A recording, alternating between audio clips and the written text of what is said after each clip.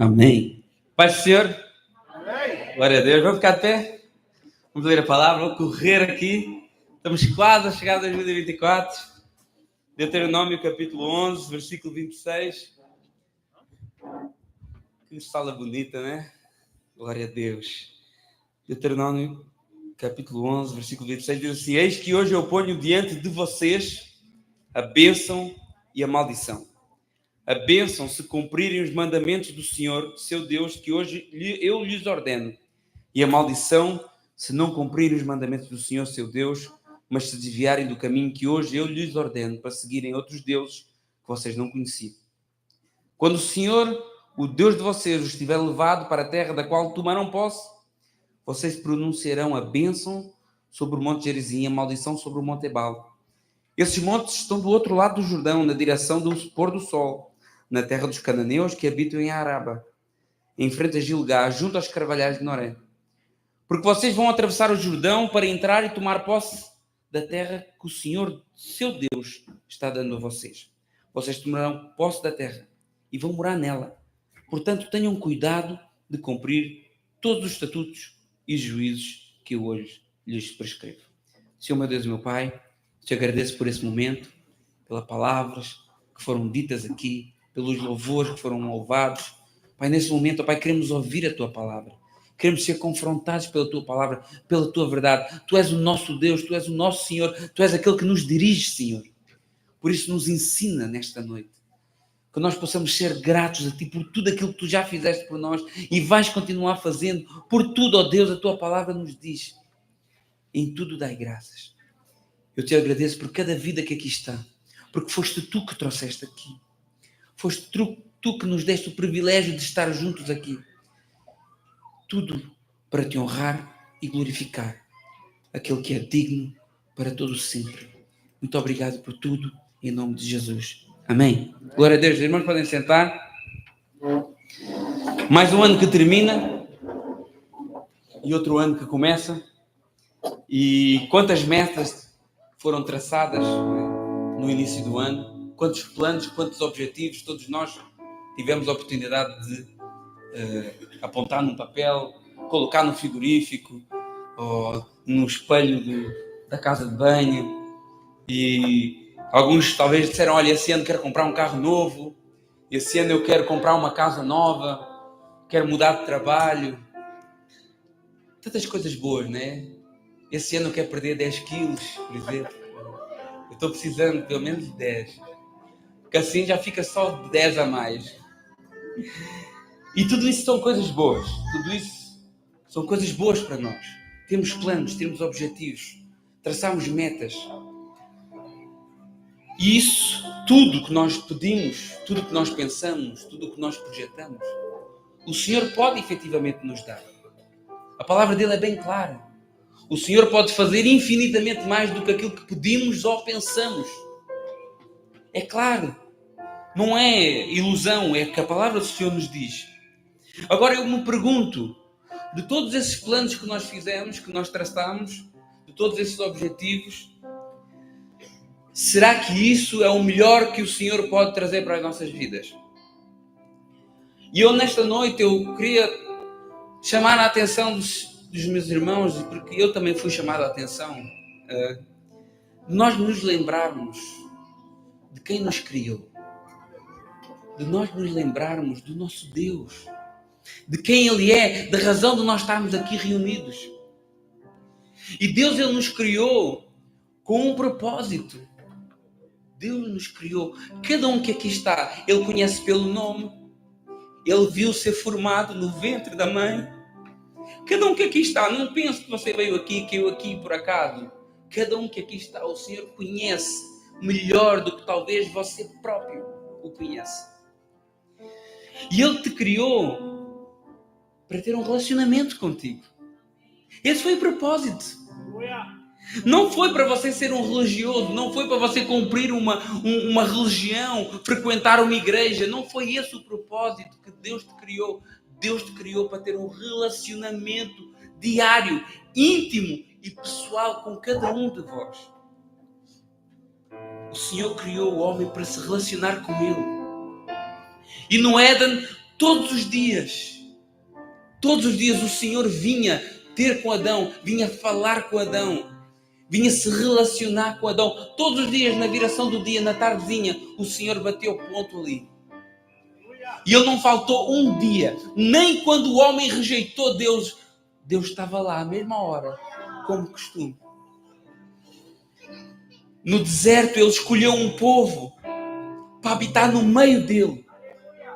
O povo não pediu, mas Deus quis: eu quero habitar no meio do meu povo. E há 2000 anos atrás, ele veio em carne. O Deus Todo-Poderoso veio em carne, habitou entre nós, veio fazer morada entre aqueles que o desprezavam, veio fazer morada no meio do povo que não queria Deus, mas ele veio porque ele queria esse relacionamento. Chorou conosco, riu conosco, partilhou das alegrias e das tristezas daqueles que tiveram com ele ali, e tomou o meu lugar numa cruz. O castigo pelo nosso pecado, pela nossa desobediência, pelas nossas mentiras, pelas nossas falhas. Mas ressuscitou ao terceiro dia. Ressuscitou no terceiro dia. E hoje ele habita dentro de mim, habita dentro de vocês, habita dentro de cada um daqueles que o creem nele e que o aceitam como Senhor da sua vida. E ele fez isso porque ele quer ter um relacionamento contigo. Ele quer ter um relacionamento com cada um de nós aqui. Não pense: eu não sou digno, eu não presto. Não, o Senhor quer ter um relacionamento contigo. Mas e se Deus perguntasse assim: o que é que tu fizeste este ano para estar mais perto de mim? Se Deus fizesse essa pergunta pessoalmente a cada um de nós: este ano que passou, o que é que eu fiz para estar mais perto dele? Será que eu consegui ler a Bíblia toda num ano? Não é complicado. Será que eu li pelo menos um versículo? Será que eu li pelo menos um dos livros, um dos 66 livros da Bíblia? Será que eu pelo menos fiz isso? Porque isso é algo que me aproxima dele. Será que eu tive uma vida de oração? Que eu apresentei a minha manhã, o meu dia, a minha noite, que eu, quando me sentei com alimento e uma mesa farta, eu agradeci a ele? Será que eu fiz isso? Será que eu consegui tirar pelo menos um dia, uma manhã de jejum para me consagrar ao Senhor? Será que eu consegui fazer algo no corpo de Cristo? Contribuindo com tempo, com dedicação. Será que eu consegui fazer isso? Porque normalmente nós fazemos tantos planos, tantos objetivos, tantas coisas que nós queremos fazer. E esses planos normalmente implicam adquirir ou fazer.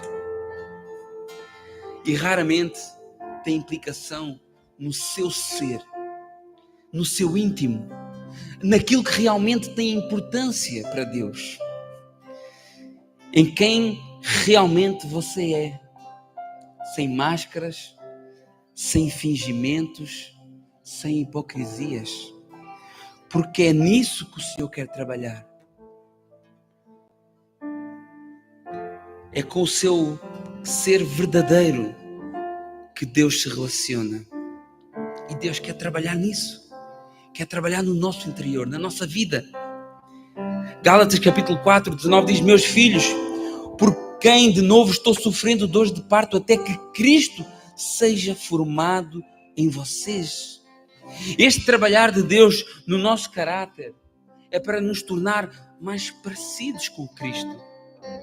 Essa transformação que tem que acontecer, ela vem de dentro para fora.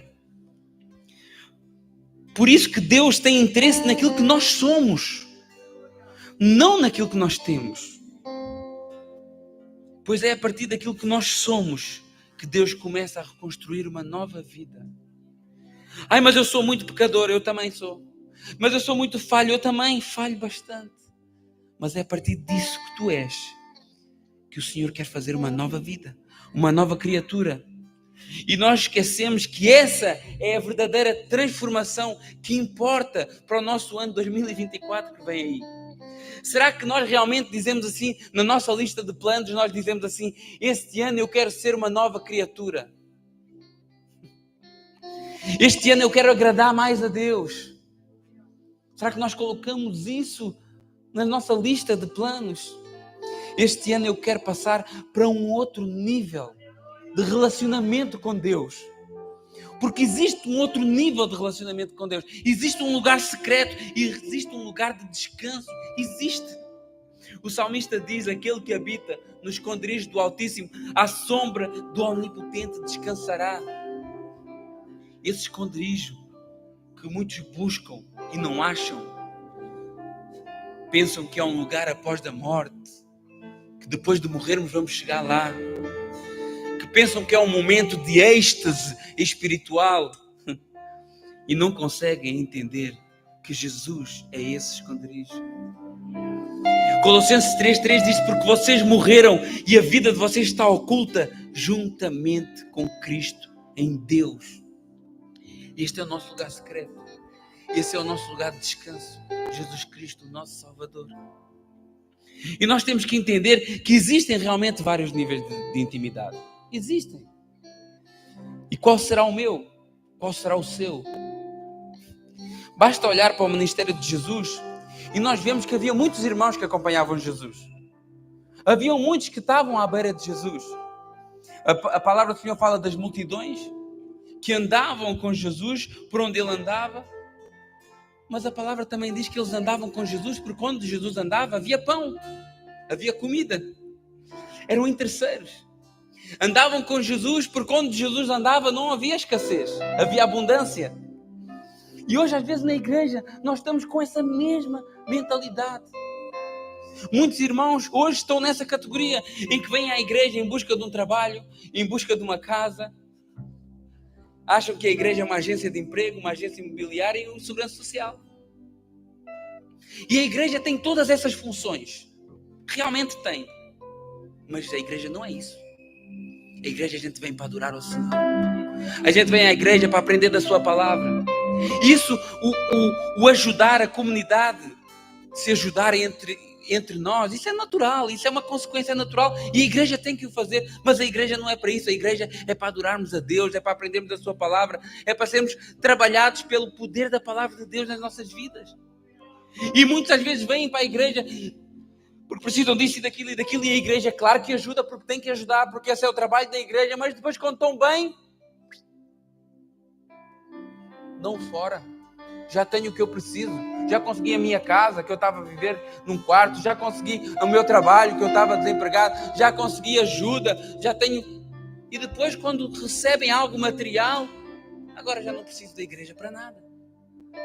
Muitos estão na igreja assim. Como muitas pessoas seguiam Jesus por causa disso. Porque onde Jesus havia pão, havia abundância, havia coisas boas. Interesses em Deus somente nas coisas desta vida. Isto é o que a multidão fazia. E Paulo diz assim, olha, se a minha esperança em Cristo é somente nesta vida, eu sou o mais miserável de todos os homens. Mas para além da multidão que acompanhava Jesus, havia os discípulos também, que era outro nível de relacionamento. Só que os discípulos era curioso, porque muitas das vezes eles estavam com Jesus, mas eles não sabiam quem era Jesus. O próprio Jesus diz, João 14:9, olha, há quanto tempo estou com vocês, Filipe, e ainda não me conheces? Então eles estavam com Jesus, eles estavam ali junto, mas não conheciam Jesus. E muitos estão nessa condição. Estão aqui na igreja, que é o corpo de Cristo. Até creem nele, mas não conhecem Jesus. Nunca tiveram uma experiência com Jesus. Vivem dos testemunhos dos outros, das experiências dos outros, mas o Senhor te pede e Ele te exorta. Busca mais. Busca um conhecimento maior de quem é Cristo. Muitos, como aqueles discípulos que estavam com Jesus, mas Quando o barco abalou e quando veio uma tempestade, foram a correr com ele. Mestre, não te preocupa que a gente morra? Estavam com aquele que domina a natureza, que domina todas as coisas, que é poderoso para fazer todas as coisas. Mas quando vem uma tempestade, uma onda mais forte, eles ficaram, vamos morrer. Porque não conheciam Jesus. Porque se conhecessem Jesus, podia vir um maior furacão. Eles estavam com Jesus no barco. É como nós, se nós conhecemos verdadeiramente Jesus, pode vir o que vier, pode vir a tempestade, pode vir o problema, pode vir a confusão, pode ser o que vier, você está inabalável. E isso é uma prova que você conhece aquele que você serve. Mas muitos não buscam essa profundidade no relacionamento com Cristo. Depois, para além dos discípulos, tinha 3 discípulos que eram mais chegados. Tinham mais intimidade. Mas eram muito carnais. Quando os samaritanos rejeitaram Jesus, Tiago e João disseram assim: Jesus, nós vamos orar e vai cair fogo do céu e vai consumir toda essa gente. Eles estavam com Jesus, mas eles não tinham aprendido ainda de Jesus. Eles ainda eram muito carnais, ainda que já eram mais próximos.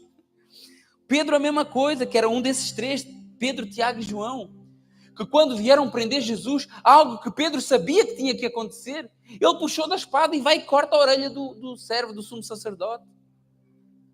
Carnalidade, muitos de nós estamos assim ainda. Até conhecemos e buscamos, até temos experiências, mas muitas vezes queremos resolver as coisas da nossa maneira, com a força do nosso braço. Irmãos, o cristão resolve os seus problemas é de joelhos. É de joelhos que nós resolvemos os nossos problemas. Não é com a força do nosso braço. Lutas espirituais se ganham com armas espirituais. Não com a nossa força, com a nossa sabedoria, com a nossa inteligência, com a nossa impulsividade. Isso vai a estragar, isso vai a piorar. E quantos cristãos aí querem apagar fogo com gasolina? Porque são carnais. Essa é a sua causa que você tem, esse seu problema, porque todos nós temos, eu acredito que aqui há muita gente com muitos problemas. Coloque aos pés do Senhor em oração. Coloque diante daquele que pode fazer todas as coisas. Não é pela força do seu braço, mas é pela força da oração. Tiago diz que a oração de um justo pode muito em seus efeitos. Então pare de tentar resolver seus problemas querendo bater de frente. Deixe Deus lutar as suas lutas. Certa altura, o reino de Judá estava completamente cercado pelo exército da Síria. E o que é que Ezequias vai fazer? Orar. E orou. E Deus enviou um anjo. E um anjo matou 185 mil soldados inimigos. Então, coloque as suas lutas nas mãos daquele que pode resolver verdadeiramente. Mas dentre esses 3, Pedro, Tiago e João, ainda tinha um que era João, que depois desse incidente do fogo do céu, essa atitude irrefletida com Tiago, seu irmão, no final do ministério de Jesus aqui na terra, a palavra diz que ele descansava com a cabeça encostada no peito de Jesus. E esse é o nível de intimidade que nós devemos ter. Descansar e confiar no Senhor. Certamente o ano 2024 vai trazer muitas coisas difíceis para nós. E também muitas coisas boas. Eu podia ser daqueles pregadores da moda e dizer que tudo vai ser 100% maravilhas. Mas a gente sabe que isso não é verdade. A palavra do Senhor diz: no mundo tereis aflições. Tende bom ânimo, porque eu venci o mundo. A palavra diz que nós, que somos cristãos, vamos sofrer pelo nome de Cristo. A palavra do Senhor diz que nós caminhamos uma luta, uma batalha diária contra nós próprios, contra o mundo, contra Satanás. E eu sei que no ano 2024 não vai ser diferente. Me perdoem se criam outro tipo de palavra hoje.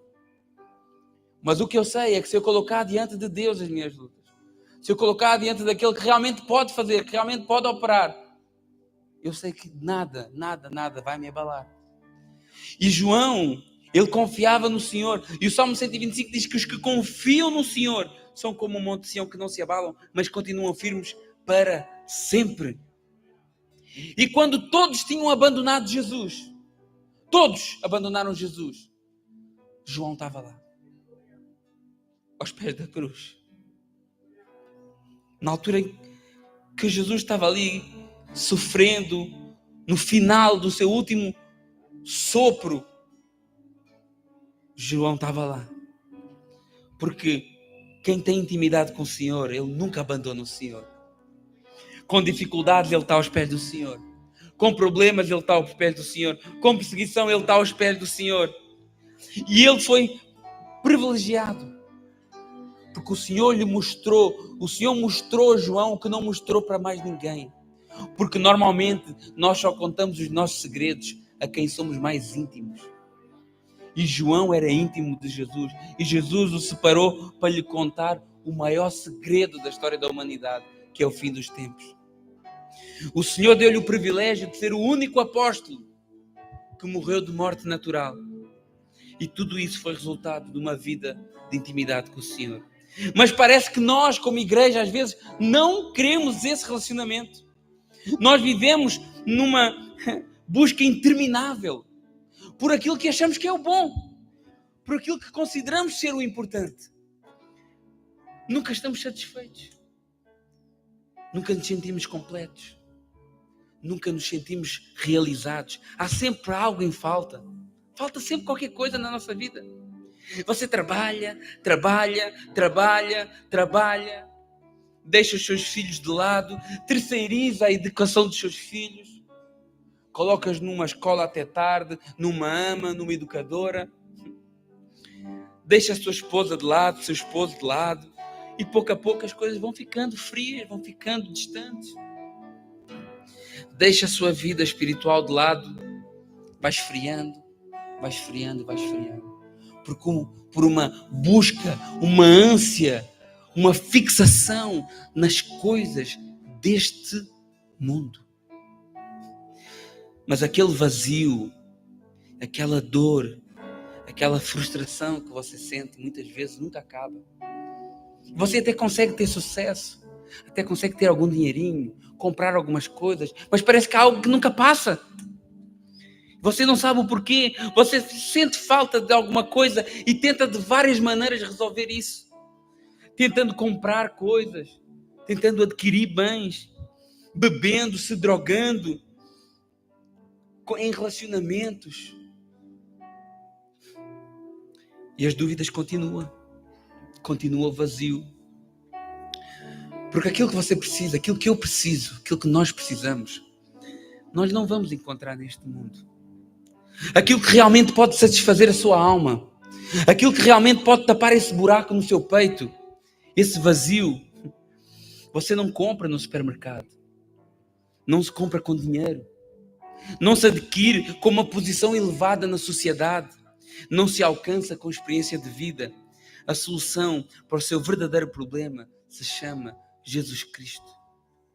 Jesus, ele quer dar uma nova vida para cada um de nós nesse ano de 2024. Apocalipse capítulo 3, 20 diz: eis que eu estou à porta e bato. Se alguém abrir a porta, eu entrarei e cearei com ele. Eu terei comunhão com ele. E Cristo permitiu que nós estivéssemos aqui hoje para que ele dissesse assim: não me deixem de lado mais um ano. Porque nós temos deixado Jesus do lado de fora, batendo à porta. A própria igreja tem deixado Jesus do lado de fora, batendo à porta, querendo entrar, querendo agir, querendo fazer milagres e maravilhas que a palavra do Senhor diz que são para nós. Mas a igreja fechou as portas para Cristo e não deixa Cristo entrar. E ele diz assim: não me deixem do lado de fora mais um ano. Porque nós temos deixado Jesus do lado de fora. Fora dos nossos planos, fora das nossas prioridades. Mas tenha uma certeza, meus irmãos, nada do que você faça sem Ele trará alguma satisfação real na sua vida. Mas tudo o que você faça com Ele, por muito simples que pareça, vai ser algo de tanto prazer, de tanta satisfação, porque Ele está contigo. O pouco com Cristo é muito, o muito sem Cristo não é nada. Já ouviu aquela expressão?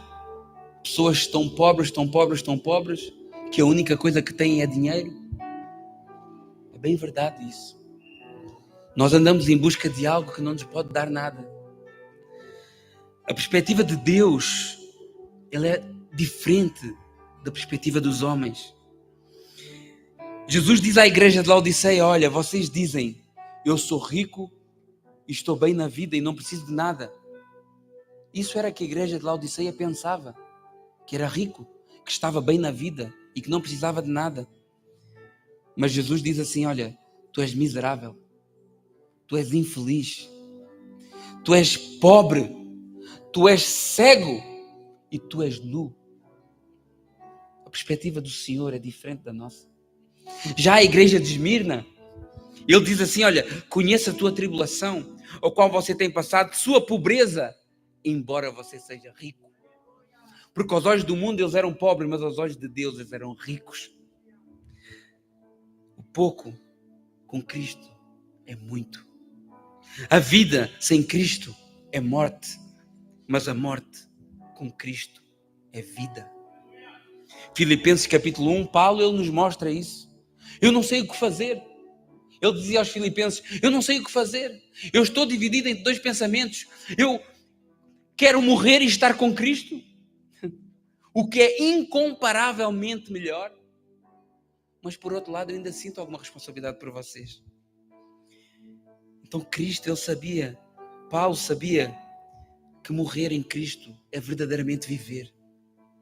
A fraqueza com Cristo é força. As tentações com Cristo são motivos de alegria. E essa vida de relacionamento com Cristo nos leva a um patamar que o mundo não consegue entender. Não consegue entender. Por isso que Jesus diz a Nicodemos. Nicodemos chega durante a noite, escondido. João capítulo 3, versículo 2. Diz assim: este de noite foi até Jesus e disse: Rabi, sabemos que o Senhor é mestre vindo da parte de Deus, porque ninguém pode fazer esses sinais que o Senhor faz se Deus não estiver com ele. E Jesus respondeu, mas na realidade, Nicodemos não tinha feito nenhuma pergunta. Nicodemos tinha feito uma afirmação. Mas Jesus respondeu: olha, em verdade te digo que se alguém não nascer de novo, não pode ver o reino de Deus. Jesus estava ali a dizer: olha, nós estamos em patamares diferentes, meu irmão. Você está olhando para as coisas aqui da terra. Eu estou olhando e estou falando das coisas do céu. E é isso que o mundo não entende. E é isso que o mundo não consegue atingir. E Nicodemos chegou perto de Jesus para saber do reino de Deus, mas Jesus disse assim: olha, meu irmão, nós estamos em patamares diferentes. Você não consegue alcançar aquilo que eu estou a alcançar, porque eu sou espiritual e tu és carnal. Essa é a grande diferença entre quem realmente tem intimidade com Deus e aqueles que se dizem cristãos porque frequentam uma igreja ao domingo. Nós temos que entender que enquanto não entregarmos verdadeiramente as nossas vidas nas mãos de Deus, nós nunca alcançaremos essa plenitude, esta vida abundante que Cristo nos prometeu. Aquela paz que excede todo o entendimento. E porquê é que eu digo verdadeiramente? Porque muitos de nós cristãos somos cristãos nominais. O que é isso, ser cristão nominal? É um cristão, tem nome de cristão. Ele até vem à igreja. Ele diz que frequenta um momento como esse. Vem ao domingo, mas não há mudança. Continua com as mesmas práticas mundanas. Continua bebendo, continua xingando, continua fofocando, continua mentindo. O Deus dele continua a ser o dinheiro, continua a ser o ego, continua a ser o seu orgulho. E nos esquecemos daquilo que a palavra de Deus diz, 1 Pedro capítulo 1, versículo 14, como filhos obedientes, não vivam conforme as paixões que vocês tinham anteriormente. Porque anteriormente vocês estavam em ignorância. Pelo contrário, assim como é santo aquele que o chamou, sejam santos vocês também em tudo o que fizerem, porque está escrito, sejam santos porque eu sou santo. Deus chamou um povo para ser santo, para ser separado. Quando eu digo para ser santo, não é para ser perfeito, é para ser separado. Separado do pecado, separado do mundo, dessas coisas que a gente vê lá fora hoje, que está uma bagunça. O certo é o errado está certo, e a gente não sabe. Mas para que lado nos virar? Se não para Deus. Deus chamou um povo para ser santo, e esse povo somos nós. Esse povo somos nós que estamos aqui. 1 Pedro 2:9 diz: vocês, porém, são geração eleita, sacerdócio real, nação santa, povo de propriedade exclusiva de Deus, a fim de proclamar as virtudes daquele que chamou das trevas para a sua maravilhosa luz. Hoje você está na luz. Você já não está em trevas, meu irmão, minha irmã. Porque a vida estava nele, e a vida era a luz dos homens, e a luz resplandece nas trevas, e as trevas não prevaleceram contra ela. Então, onde há trevas, Jesus traz luz. Onde há cegueira, Jesus abre os olhos. Ele mesmo diz, Lucas capítulo 18, o Espírito do Senhor está sobre mim, porque Ele me ungiu para evangelizar os pobres. Enviou-me para proclamar a libertação aos cativos, restauração da vista aos cegos, para pôr em liberdade os oprimidos. Você era oprimido, mas hoje você é livre. Hoje você é livre. Agora, se você vem à igreja, se você vem a um momento como esse, se você ouve a palavra, e você continua prisioneiro, você continua em trevas, irmão, está na hora de crucificar a sua carne. Está na hora de matar o seu velho homem e de viver uma vida de santidade com Deus. Paulo diz, Gálatas 2:19, estou crucificado com Cristo. E logo não vivo mais eu, mas Cristo vive em mim. As pessoas me dizem assim, eu creio em Cristo, mas eu não estou preparado ainda. Eu creio em Cristo, mas eu tenho que me consertar primeiro. Irmãos, ninguém está preparado. Ninguém está preparado. Se não for Cristo a assumir o controle da sua vida, nada feito. Deixe Cristo assumir o controle. Não tema. 1 Pedro 5 diz, lancem sobre ele todas as suas ansiedades, porque ele cuida de você. São tantas coisas para resolver. São tantos problemas para ultrapassar. Lance sobre ele. Confie realmente nele. Ai, mas eu não consigo deixar isso, eu não consigo deixar aquilo. Lance sobre ele. O Senhor, Ele nos prometeu que Ele nos dava paz. A paz que não é do mundo. Uma paz que excede todo o entendimento. Essa paz que não está condicionada a quanto dinheiro você tem. Que não está condicionada à aceitação do próximo na sua vida. Essa paz que pode estar tudo desabando. Pode estar tudo acabando. Mas você está inabalável. Porque você sabe que isto aqui é só uma passagem. Para muitos, meus irmãos, talvez até para alguns que aqui está, talvez esse possa ser o seu último ano aqui na Terra. Já pensou nisso? Talvez muitos que estamos aqui hoje não sobreviveremos para estar aqui na próxima passagem de ano. Mas o que vem depois disso será uma consequência das suas prioridades. Se nós priorizarmos o reino de Deus, é para lá que nós iremos. Agora, se nós amarmos esse mundo, seremos inimigos de Deus. Eu queria entrar agora no texto, Deuteronômio capítulo 11. Moisés estava aqui precisamente a propor esses dois caminhos. Eis que hoje ponho diante de vocês bênção e maldição. Que tipo de ano você quer ter? Porque quem escolhe é você. Não é o pastor que escolhe. É você que escolhe que tipo de ano você quer ter. Ninguém pode fazer essa escolha por si. Assim como Cristo também apresentou em Mateus capítulo 7, versículo 13, duas portas. Duas opções. Uma porta larga e espaçosa, que é a porta preferida, porque muitos vão passar por ela, mas que leva à perdição.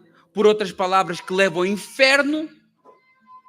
E uma porta estreita. Um caminho mais apertado um pouco, mas que leva para a salvação. Cristo nos mostra que há dois caminhos. A mensagem não mudou, meus irmãos. Engana-se quem acha que o Deus do Velho Testamento é diferente do Deus do Novo Testamento. A palavra é bem clara, Deus não muda. Então existe sim uma bênção para aqueles que seguirem os caminhos do Senhor. E existe sim uma maldição para aqueles que seguirem os caminhos deste mundo. Gálatas capítulo 6, 7 diz, olha, não se enganem, de Deus não se zomba, pois aquilo que a pessoa semear, isso também colherá. Onde é que você quer semear esse ano? Na sua carne? Bebendo todas? Se prostituindo? Mostrando o seu corpo como um troféu? Mentindo, enganando, fofocando? É aí que nós queremos semear? Ou você quer semear no Espírito? Sabe como? Negando-se a si próprio. Buscando Deus. Buscando santidade. Irmãos, não podemos continuar a ser uma igreja mundana. Não podemos continuar a ser uma igreja mundana. O mundo tem que ver uma diferença no povo do Senhor. Não podemos andar camuflados no meio de uma geração corrompida. Não dá, não funciona. Você carrega uma luz e essa luz não se coloca debaixo da mesa. Paulo diz que nós devemos brilhar como astros do mundo. E se Cristo está em nós, essa luz não pode ser apagada. Não porque nós somos melhores, é porque nós temos Cristo. E Moisés continua, bênção se cumprirem os mandamentos do Senhor, seu Deus, que hoje lhes ordeno. Existem bênção para aqueles que cumprirem os mandamentos do Senhor. E a bênção é a salvação. Será que é preciso maior bênção do que essa? Parece que essa bênção hoje não é o suficiente para a igreja. Parece que a salvação é muito pouco. Não, eu quero mais, eu quero um carro, eu quero uma casa nova, eu quero um marido dos sonhos, eu quero uma conta bancária recheada. Amém. Mas a maior bênção é a sua salvação. Essa é a maior bênção. E se isso não presta para si, você não presta para ser cristão. Me perdoe. Me perdoe. A sua presença nas nossas vidas nos satisfaz. O próprio Deus a habitar em ti tem que te satisfazer. Uma vida sem acusação, sem culpa, sem vergonha, mas com o coração lavado e remido no sangue do Senhor Jesus. Essa é a maior bênção de todas. Aleluia. Vamos ficar de pé. Aleluia.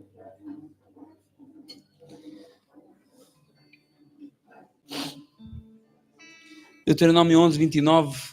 Quero terminar já. Quando o Senhor Deus de vocês os tiver levado para a terra da qual tomarão posse, vocês pronunciarão a bênção sobre o monte Gerizim, a maldição sobre o monte de Ebal, e estes montes estarão do lado do Jordão, na direção do sol, na terra dos cananeus que habitam em Araba, em frente a Gilgal, junto aos carvalhais de Moré. Estas bênçãos e essas maldições tinham que ser pregadas, tinham que ser faladas. Assim como hoje nós temos a obrigação. Nós, não é só o trabalho do pastor da igreja, do diácono, é trabalho nosso, é obrigação nossa. Cada um que aqui está, que recebeu o Senhor Jesus na sua vida, tem essa missão de pregar e de levar essa mensagem de boas novas.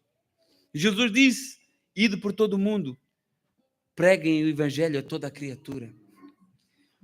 Mas que evangelho é esse? É o evangelho da prosperidade? Será que é esse o evangelho de Cristo? Que é o evangelho agradável de ouvir, mas será que é esse o evangelho de Cristo? Será que é o evangelho das revelações sobrenaturais? Em que tudo é revelado? CPF, conta bancária, tudo. Será que é esse o evangelho? Será que é o evangelho das palavras motivadoras, das frases de efeito? Não. É um evangelho que apresenta a raça humana totalmente perdida e afastada de Deus por conta do pecado. Romanos capítulo 3, 23, pois todos pecaram e carecem da glória de Deus. E as pessoas têm que entender o quão prejudicial é o seu pecado para as suas vidas. Porque o pecado leva para o inferno, o pecado leva para a morte. Não tem outro caminho, não tem outra maneira de dizer isso, meus irmãos. Você quer continuar pecando, você vai para o inferno. Não tem outra maneira de dizer isso. Um evangelho que nos apresenta um Salvador que morreu no nosso lugar. O justo pelos injustos, assumiu a nossa dívida. A sentença que estava destinada a cada um de nós, a morte pelo pecado que nós cometemos, Jesus tomou para si. Sofreu como um criminoso. Foi traído, foi humilhado, foi chicoteado, cuspido, puseram uma coroa de espinhos na sua cabeça. Os seus amigos, muito próximos, o negaram, o traíram. Carregou uma cruz que era nossa. Pregaram as suas mãos e os seus pés na madeira. Foi pendurado. E quando teve sede, deram-lhe vinagre para beber. E mesmo assim, ele olhou para os céus e disse assim: Pai, perdoa-lhes. Perdoa-lhes porque eles não sabem o que fazem. Esse é o evangelho que nós pregamos. O evangelho do sacrifício, sim, mas principalmente o evangelho da ressurreição. Porque ele não ficou morto. O nosso Cristo não ficou morto. Ele ressuscitou. Jesus ressuscitou. Jesus ressuscitou. Foi visto por Maria Madalena, por 2 discípulos a caminho de Emaús, pelos 10 discípulos, depois por Tomé e durante 40 dias por mais de 500 pessoas que o viram em carne, vivo. E foi levado aos céus 40 dias depois.